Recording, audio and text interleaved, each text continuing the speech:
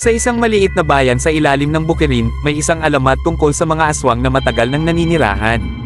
Sinasabing sila ay mga tao sa araw, ngunit sa gabi, nililipat nila ang kanilang anyo at bumabalik bilang mga hayop, kayabang sa leeg ng mga tao.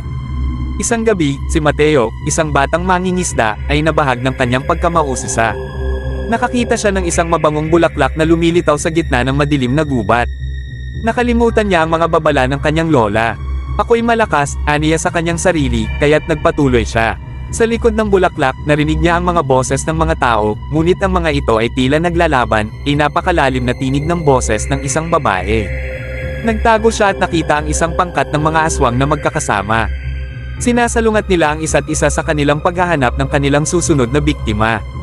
Ngunit may isang aswang na namukod-tangi, si Alona. Sa kabila ng kanyang nakakatakot na anyo, nagkaroon siya ng pusong mabuti, at hinding-hindi siya makapagpasya na manakit ng sinuman. Matapos ang ilang araw ng pag-uusap sa gubat, nalaman ni Mateo ang lihim ni Alona. Siya ay nahulog sa masalimuot na sitwasyon. Isang dugo ng kanyang inang aswang ang nagpakita sa bayan, at ipinanganak siya na mayroong kapangyarihang umibig at magbago.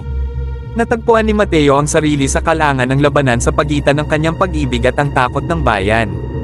Palihim siyang nagtulong-tulong kay Alona upang ipakita sa lahat na hindi lahat ng aswang ay masama.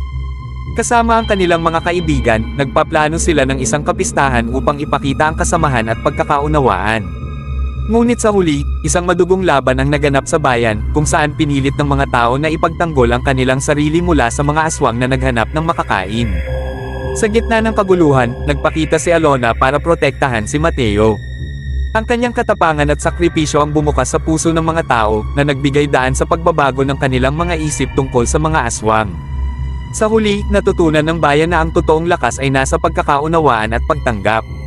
Si Alona at Mateo ay naging simbolo ng pagkakaibigan, nagdala ng pagbabago sa kanilang pamayanan.